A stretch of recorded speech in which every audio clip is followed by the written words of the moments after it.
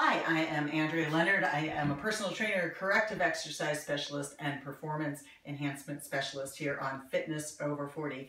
I won't say how much over 40, but the point is you can be strong, you can be fit, you can be hot at any age.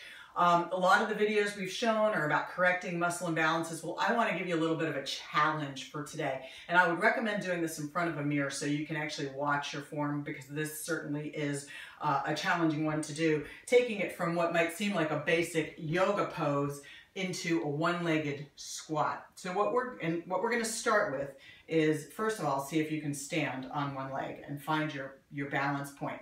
Now you're going to notice, I'm going to hold on just for a second, that your legs may not be that flexible. I'm a little bit tight, my glutes, my piriformis muscles. So I would like for my leg to be able to go out further, but it's not going to. So I'm going to engage my abs, drawing my belly button towards my spine.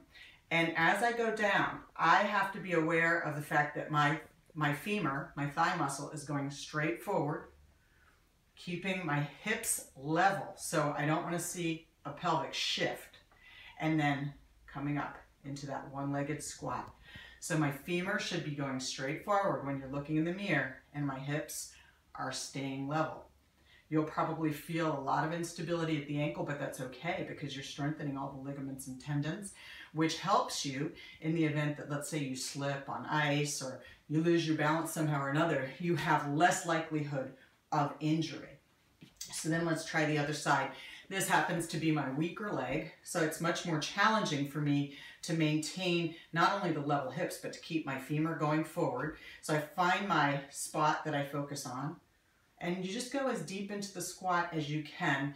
Mind you, if you have any knee pain, then you're not ready for this exercise. So I am going to bring in my friend, acupuncturist and naturopathic doctor, Daniel Anderson, and she is going to try this now. So Danny, are you ready? Okay, Dr. Danny, are you ready?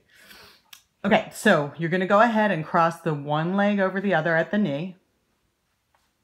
Okay, find your balance. I feel comfortable with my arms out to the side, but really whatever's comfortable for you. And then go ahead into that squat, sitting back as if you have a chair behind you. And I'm looking to see that your femur is straight. Also, Danny, I want to make sure that your knee is not adducting excessively, which basically means collapsing into the middle. That happens with a lot of people. And Danny, based on our postural assessment, that was one of the issues with you. So she has to actually think about pushing that right leg out laterally, kind of giving herself her own isometric contraction to keep herself in good form. Now think about pushing up through your heels, squeezing your glutes. And as you get better at this, you can go a little bit deeper.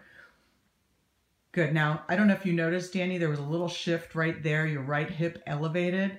So let's try one more. Drop that right hip slightly.